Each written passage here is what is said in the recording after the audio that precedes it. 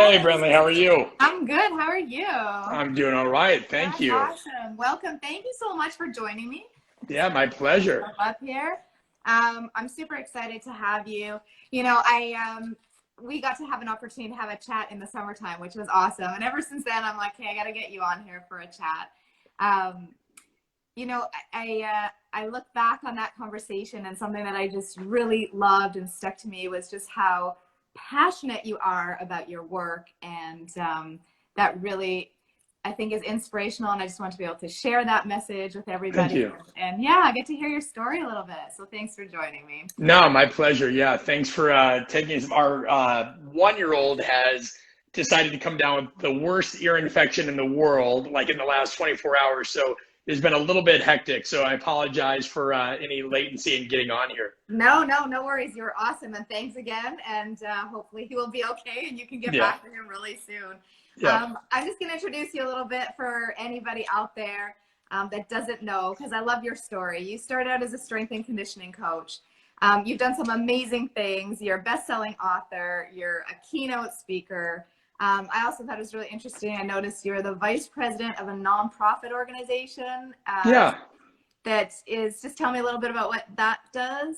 Yeah, so Movement to Be, it helps kids in underserved communities who don't have access to sporting programs or, just really any kind of after school program, whether, prior to COVID or now, especially learn more about physical literacy, and so it was headed up by a good friend of mine named Kara Scholl, who's a performance physical therapist, and I help kind of them shape their story and get more awareness to it. So yeah, I mean, it's just kids don't really, it's hard to find mentors. I never really had one myself. And Yeah. if a kid is not really inclined in sport, where do they go to have positive associations with moving? And so, yeah, we help kids in underserved communities do that. That's awesome. And now you have really moved into the leadership space, which is awesome. Keynote speaker. I joke with you that we spoke at the same conference, but we were on different days, so we actually missed each other. So Yeah, that's always how that works out. yeah, I'll wait for the next conference one day when we can speak live together. And so I want to take you back a little bit. Like, I want to talk a little bit about your story and where you came from, because something that has always really impressed me and that I love is how sort of, I want to use the word like raw, like you're just so real and raw. Thanks. And I so greatly appreciate that. And, it's hard to sometimes put your story and be vulnerable out there. And I think you do such a great job of that. And so you share quite openly your story going back as a teenager. And I just, I want you to touch a little bit on that, because I like to go to places that maybe people don't typically talk about. And you kind of, I saw this quote that you went from a hospital bed, to where you are today. And so can you just touch a little bit on that? Like, just maybe some of your struggles. I believe so much in adversity and how much it shapes us, and just touch a little bit on that. Sure, yeah. I'll give you the Reader's Digest version because I don't want to bore anybody. It's not boring. When I was growing up, I think everybody, it helps to have context. Growing up, played sports, baseball, football, grew up in middle America, Omaha, Nebraska. And, when my parents had split, I ended up going to a different high school than a lot of my core group of friends that I'd played sports with my whole life. No big deal. You go to high school, you make new friends, what have you. I had a great freshman year, but around sophomore year, my core group of friends at that time started getting into pretty hardcore drugs, and not the usual, hey, we're going to go drink in the basement and hang out with, girls or whatever high school stuff do. I'm talking like meth and coke. And that was not really something I wanted to do. Imagine that. And that doesn't mean I'm better than anybody or what have you. It just wasn't my path, and yeah. I was dealing with a lot at that age. I couldn't really find another social group, sport. I pretty much played sports and hung out with those guys. And so what I did is I got really just immersed in training. I've always been kind of a perfectionist, something I'm trying to work on. Obviously, there's virtue and vice in that. Yeah. And I had a lot of anxiety at that point, just with parents going through divorce. And, you're a teenager trying to find yourself. Yeah. So I trained pretty obsessively, compulsively. I didn't have a lot of great resources at that time, especially on nutrition. This was when pop culture, health and fitness media was very much pushing low carb, low fat. So like any good extremist, I did both. And so if you can imagine a 15-year-old working out 3 times a day, Wow. basically eating egg beaters and turkey bacon and fat-free Kraft singles and all Wow. these things, thinking I'm going to get ripped.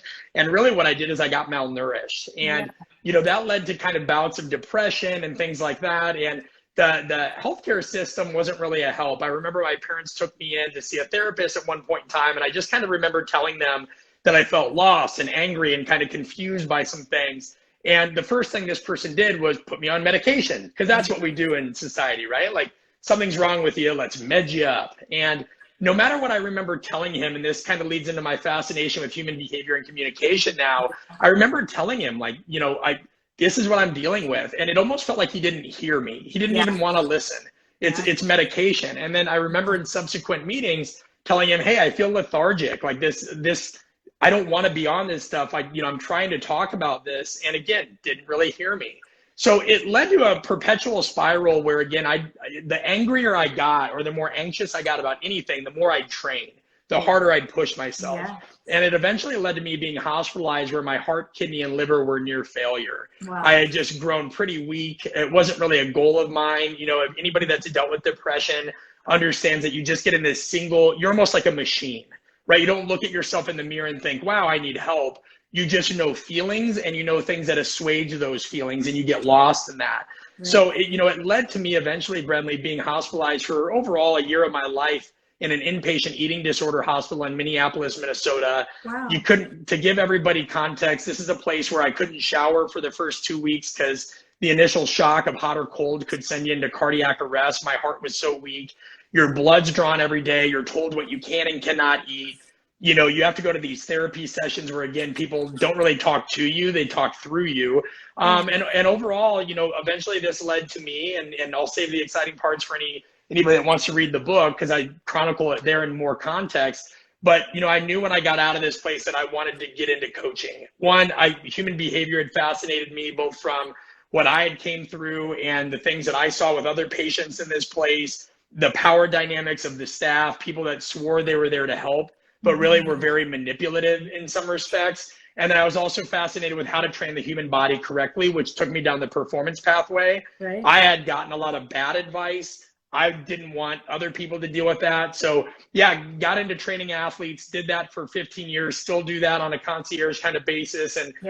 But eventually, lo and behold, a lot of the lessons from that transcended into corporations. So now we work with military, medical, coaches all over with how to get your message across, how to lead people through the messy realities of leadership and communication. Yeah, it's amazing, because it's from such extreme struggles, right? And really, I talk about lessons learned all the time, and not being heard, not being seen, like nobody really being able to connect to what it was you were going through and be able to offer you the help that you needed, and how you were able to transform that into helping others. And that's kind of your mission today. And I think that's, it's so incredible. So you've been through kind of so many different things over your career, and refining and just getting better and better as you go. Thanks. You talk about just working in sport as a strength and conditioning coach. So let's go there for a second, because you've trained some of the world's highest level athletes in the NFL, MLB, NBA. Yeah, we got a good mix here. Nice. This is what we call the resilience wall. It's athletes that have overcome some kind of personal struggle of their own, because I want my son to grow up to understand that no matter any advantages he has, you're going to have to face demons as well. And so everybody here has dealt with some kind of aspect, whether it's mental health, drugs, or alcohol, or what have you. And we really want that message to come through to him when he gets older. Yeah. And thanks for sharing that too. Just, talking about depression and some of those mental health issues. Obviously, it's exciting to see it coming more to the forefront, because unfortunately it's been pushed to the side for too long. So to be able to have those raw, real conversations about it, and to recognize that everybody goes through stuff in their life, whatever it might be. We just don't know what they're struggling with, and to be able to share that. So I love that. 100%. Well, thank you. That's amazing. Share one of your kind of most inspirational stories in your work with that resilience wall. Well, easy. I'll grab this one. This was a gentleman named Garth, and Garth was, I'll see if you can see the glare there. Yeah. Garth is a member of the United States. He's retired now, but a member of the armed forces, and was an operator who had part of his leg, just blown off. And when he was downrange and he was told he'd never walk again, never run again, what have you. And through a lot of different surgeries and a lot of physical therapy and a lot of training, was able to eventually run again, so that's an easy one. I don't think anybody would mind making it public. Nate Thompson, who's an absolute legend in the NHL, just a great guy, is many years sober now. I don't want to lie and think I remember the number, but he had struggled with alcoholism. Richie Incognito, who's a close family friend, mental health. The jersey over here when I worked in collegiate athletics is from Southern Illinois. This was perhaps one of the hardest groups of workers I've ever worked with.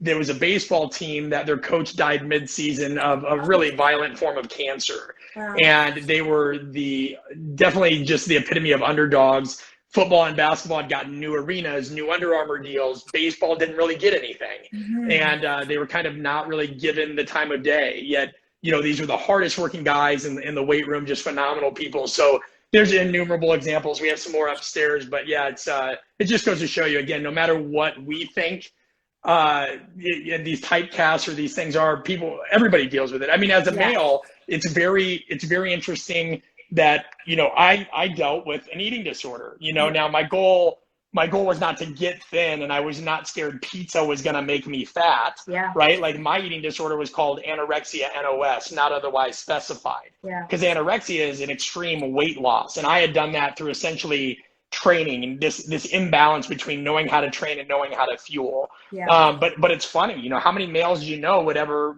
come out and say like, hey, especially in strength and conditioning, when I wrote that book, I told my wife, well, this is going to be interesting because you're very much expected to have this Superman persona. And I think people get typecast. I mean, listen, I was a competitive boxer in college. Like, you don't have to, having an eating disorder or having issues like that doesn't mean you're some I'm sensitive and I'm just a snowflake. Like, people all over the world deal with it. I know a guy that is part of a multi-million-dollar organization that does investment banking, mergers and acquisitions. He's a massive linebacker-looking guy from Norway. And he dealt with an eating disorder as a kid, but as guys, we're not supposed to talk about that. For sure, but Brett, the one thing that I would say listening to, and I agree, so many people think of that typical stereotype, but when I listen to you talk, all I hear is that you're human. And, it doesn't matter who, you can be tough, you can be all those things, and you're also human. And so I think that's really important. I have actually dealt with somebody in my practice, an athlete, a high-level athlete too. So you are not alone, and there's definitely people out there. It was a male competitive athlete who was struggling with an eating disorder as well, and spent many days inpatient in hospital dealing with those things. So, it's definitely out there. And just, again, is the more we can bring that conversation to light, that it's okay to struggle with whatever it is you're struggling with. It's human. It is human. It's absolutely human. And again, love your role of resilience, because if you can embrace it and you can lean into it, you can really grow from it. And it really just becomes part of your story and part of makes you who you are and what you do. And, I love the fact that you talk about it, you put it out there. Something that really stands out as well is that, you just touched on putting the book out, and you kind of said to your wife, like, I don't know, I'm going to this place where, people don't go, or people don't really talk about. And bringing that conversation to the forefront is so important. I'm curious, firstly, how the book was received. And on that note, is something that sticks out again about you is you're just going to call it like you see it. Like, just, maybe, I don't know, maybe you can tell for better or worse. Yeah, but with their fear behind putting it out there, like, you're so true to your values. And was there any fear putting that book out and opening that story? Oh, I mean, 100%. I talk about this on an upcoming episode of our podcast. When the book came out in 2017, and here's an example of it. So it's Conscious Coaching. It's on Amazon for any. And but I remember when we were just trying to figure out how to go about the publishing process, I had reached out. A buddy of mine who is a New York Times bestselling author was like, you know what, I'll put you in touch with my literary agent, give it a go. And I remember I had sent him a proposal. I talked to the guy, and I had just said, I was trying to come off, just humble, respectful. I'm trying to learn. And I'm like, listen, I'm not trying to be the next Brene Brown or this and that, because she had just blown up at the time. What I was trying to say is, hey, I have something that I think is helpful. I'm not acting like I'm king know-it-all. I'd like to pitch it to you. And I had a proposal to publish, which is standard orthodoxy, all that. This guy could not quit slurping on his spaghetti or whatever he was eating at the moment long enough to really listen. And what he said is, why would I want to work with you if you're not going to be the next Brene Brown? And I go, excuse me? And he goes, well, you just said you're not the next Brene Brown. He goes, you know what I do? I'm a literary agent. We need to sell books. We need people with brands. And I'm like, dude, I'm just trying to say I'm humble. We've never met each other. And he's like, well, don't tell me you're humble. Tell me the value of your book. And he's like, come to me when you're ready. And I was just like, and he hung up. And then I had another publisher tell me that the hospitalization story we told in the book was too graphic. And then another one told me that nobody wants to hear or nobody understands the greater population what a strength coach is. Because we've seen academics crossover. We've seen the Angela Ducksworth, the Robert Sapolskys, the Antonio Damasios. We've seen military folks crossover. We've seen folks in the medical, Atul Gawande crossover. But because there wasn't really a strength coach that had crossed over, a lot of these people, and it's a niche profession, people, they're just like, we don't really need to hear from trainers. What do they know about leadership? And I'm like, oh my God. So we just went the self-publishing route. I had no audience at that time. I had no newsletter. And all of a sudden I'm eating breakfast like 5 days later, and we have screenshots to prove this. And my editor goes, dude, you're top 100 on Amazon right next to like Tim Koppel and Tony Robbins. And I'm like, what? And you're talking about a book that has, and so it ended up becoming an international bestseller, over 100,000 copies sold. Now, as you know, and most people know, that does not mean you're rich. You do not buy a book, right? Like the book costs us $25,000 to self-publish. Amazon maybe gives you like $2 to $3 a book, and there's a lot of people you got to pay. I know.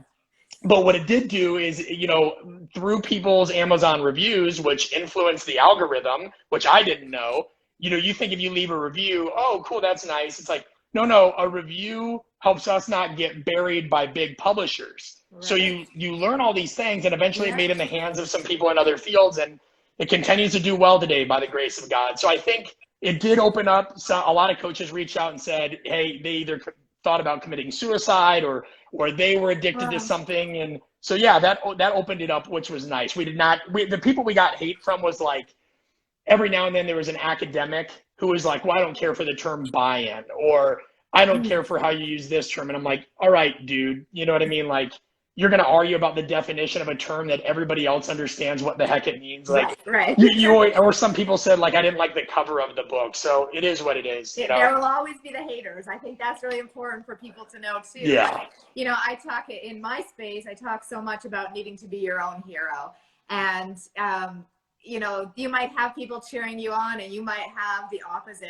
But if you believe in something, like, you really have to plant your own seed and then just allow it to grow. So I think 100%. That's so important. And you do a good job of that too. I think you do an excellent job of, like, you have to find this balance between, you mentioned I'm raw, and I think you're very positive, but you're a positive without being positivist. There are some people that put rose-colored lenses on everything, and they just want to say, well, think positive and manifest. And like, I'm sorry, that's bullshit. So I've always appreciated how you come at things with a good, pragmatic, positive approach without leaning people down this drug, like, everything's going to be okay. Like, just don't worry. That's not reality. Yeah.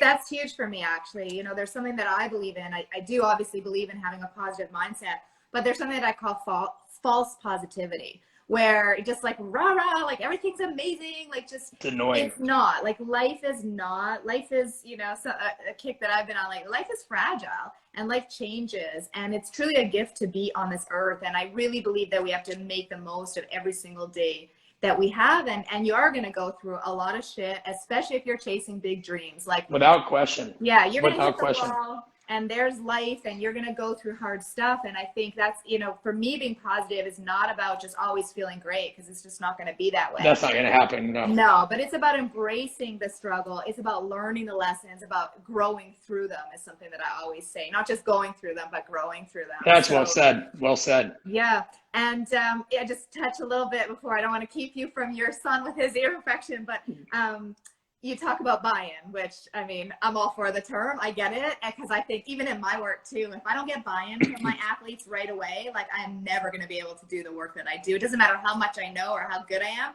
You need buy-in. Buy-in for me is like the foundation of everything. Yeah. So you talk a lot about buy-in and getting buy-in. What's the biggest mistake though that you actually see coaches and leaders making, and how does that impact the athletes or the people that they work with? Yeah, it's a great question. So first off, and make sure everybody's oriented. When we talk about buy-in, we're talking about essentially trust plus commitment, right? Somebody trusts you and they're committed to following through. They're on board with the vision, the process, the task, and you as an individual. The biggest mistake I see in 99% of the DMs I get around this subject are people saying, and I'll give you an example, right? And then I'll dive deep. Hey, coach, I deal with this coworker who's got this ego, doesn't want to change, doesn't want to do this, yada, yada, yada. Or, hey, coach, it's always about a difficult person. It's always about somebody else who's difficult.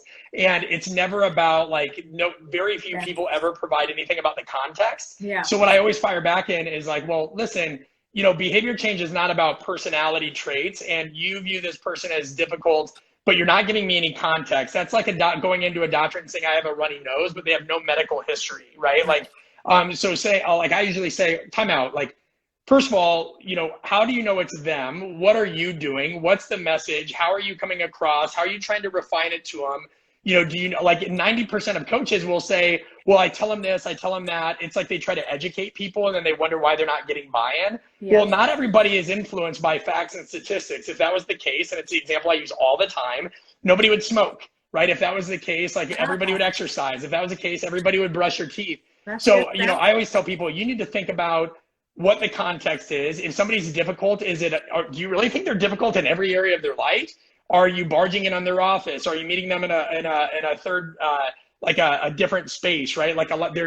There's a completely different type of interaction if you go into somebody else's office, they come to yours, or you meet over lunch or dinner or what have you. Are you trying to educate them, or are you trying to make them feel included in the process, right? There's so many collaborative ways to invite people in and give them ownership, because really what a lot of these things are power struggles. But I find it amazing how many coaches think that just because they have good intentions that they're doing things the right way, and it's always about the other person. It's never about the person. It's never about the situation. It's about the interaction between those things. And then the other thing, Brenley, is people act like that, well, what can I do? As if you or I can provide a legal pad or a playbook that says, this is it. And, we provide courses and a book on these things and what have you, because they give people frameworks to operate off of. But what people have to understand is you're never going to have a drop-down list of how to get everybody in the world to change. Right. If that would happen, everybody would wear a mask and all these things, but you look at America on a macro view, and I don't give a shit where anybody is on a mask or anti-mask standpoint, whatever. We're not getting into that. But let's say we want everybody to wear masks, which is probably smart. If you look at it from a standpoint, we know America is a very individualist type culture, right? And there's nothing wrong with that. We want the pursuit of happiness and what have you. But when you put out ad campaigns that say, my mask is for you, your mask is for me, that's appealing to solidarity, which that's great. That's a good message. It's aspirational.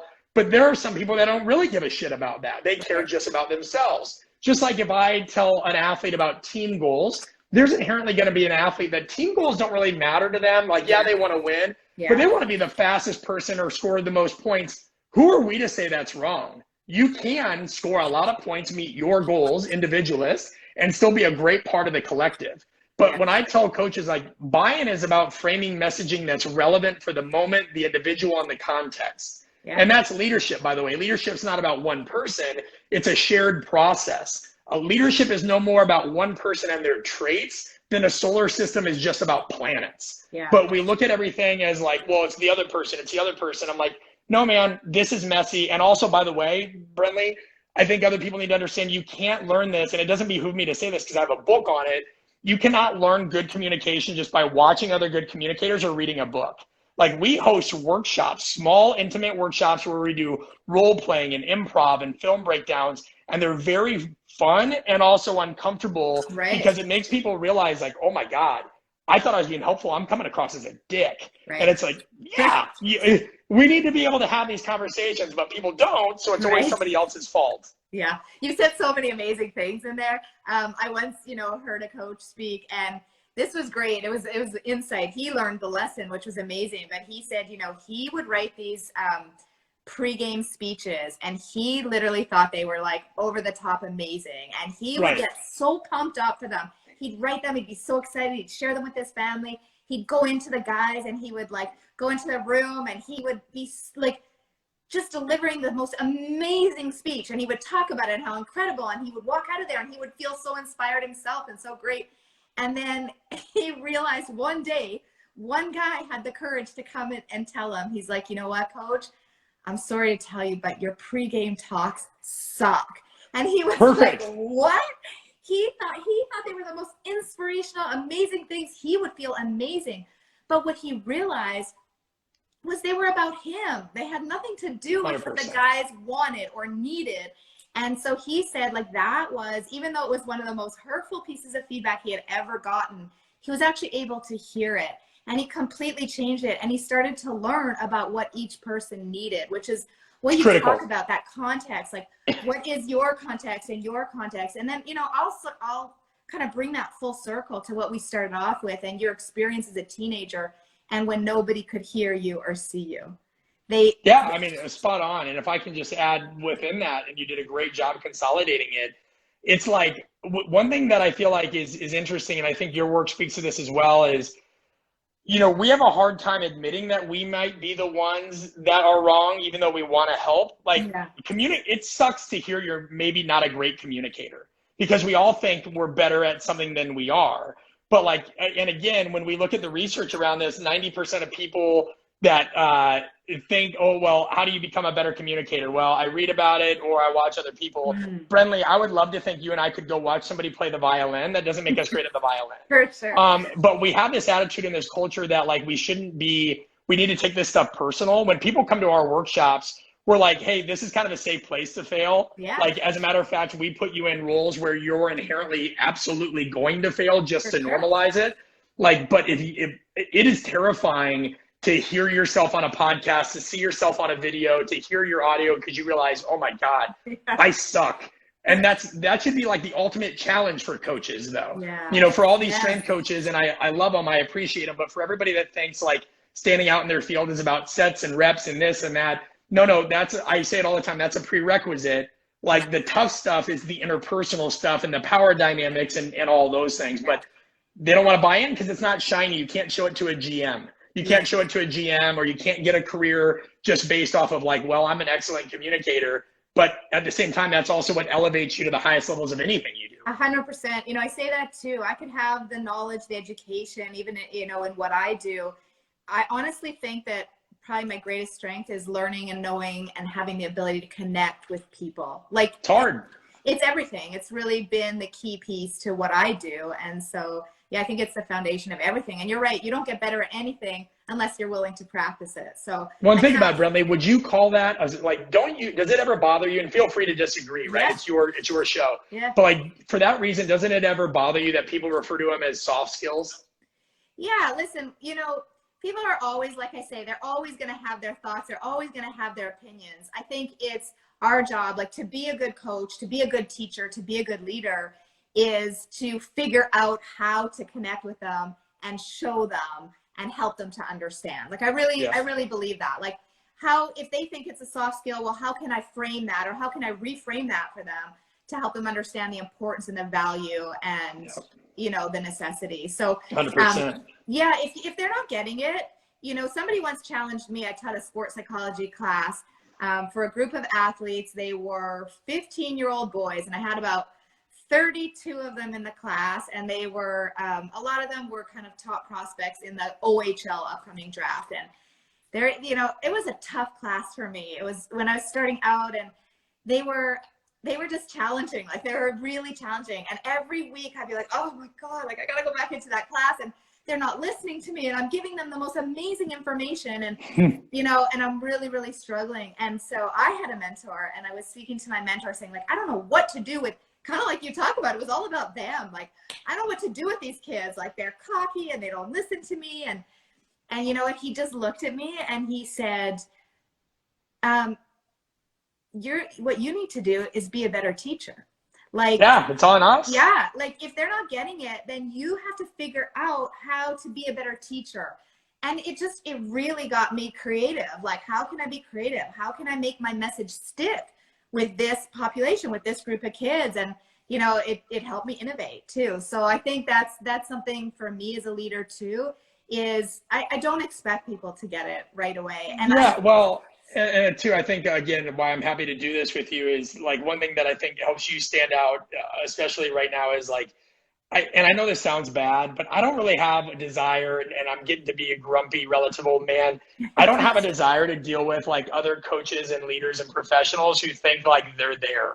Like I'm routinely not impressed with my own work. I think you're the same way. And that's why, again, it's fun teaching some of these role-playing, improv, conflict resolution type workshops, because there's times where I'll go teach and I'll jump in and I'll crush it, right? And then there's times where like I'm off, and I'll show people, I'm like, see the difference between I can come up here and tell you all the PowerPoint stuff, all this. And that's the same thing in coaching. There's days when I led athletes and everything was like a symphony, right? Like, bum, bum, bum, like everything's crushed. And then there's some days where like, it was not there. And I think when people are exposed to that in a real way and they accept it, and people like you can say, yeah, I was crap today. Or I was like, yeah, I wasn't on today and I was held accountable, but at least I failed in front of other professionals who actually want that. Yeah. I just think we have to bring this craving back for that kind of environment, because there's been too much guru people and less like guide on the side, I'm in it with you kind of stuff, Yeah, it's not real when you're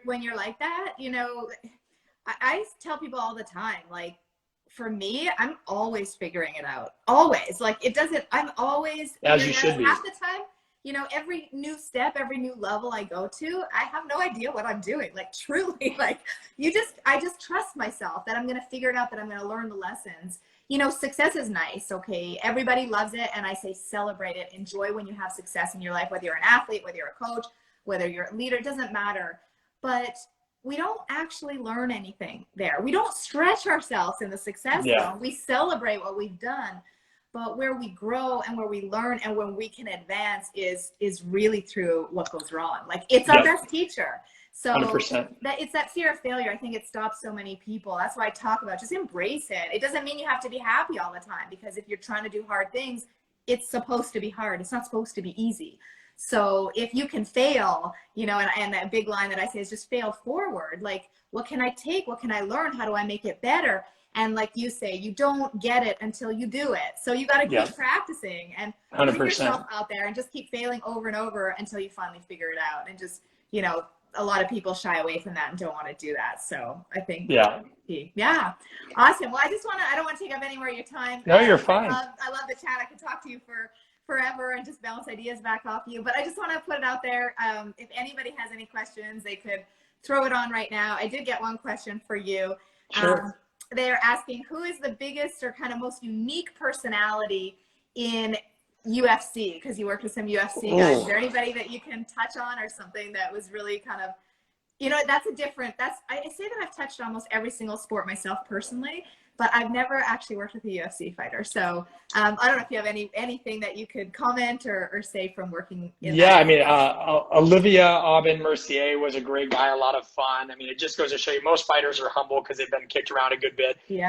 Somebody that I love, and I'll use that word strongly, is Juliana Pena. Just such a tremendous woman, an awesome friend, and somebody that was so trusting, so giving to the process. I loved working with her. I mean, fighters in general are just a gift, because, and again, I'm biased. I boxed competitively in high school. I'm very big into that. I think there's this misrepresentation of whether it's MMA or boxing or anything that's violence. It's not. They're so humble because you're going to get your ass beat no matter what. But yeah, I love so. It's like picking a favorite, but I'm just going to give those two. I'm not picking a favorite. They're just two people that I still keep in touch with, or I follow closely. And there's a lot of good folks that I could go on and on. I think just my time working with fighters was very much a gift and something that I love. There's just I think too, like, and you'll appreciate this, there's a vulnerability to it. And Mike Tyson talks about this. It can be terrifying, from a boxing standpoint. I had the opportunity to work with Winky Wright, and Winky was, I love that stuff because there was a lot of power dynamics. Winky was very bought into a program, but his coach, who he had been with for 20 some odd years, wasn't bought into strength training. And so I think that was yet another masterclass into, I had created this whole program. I mean, this former champion, this amazing guy. And then I found out that his coach was having him run like 5 miles on an empty stomach every morning despite all the education we had given him on proper training and nutrition, what have you.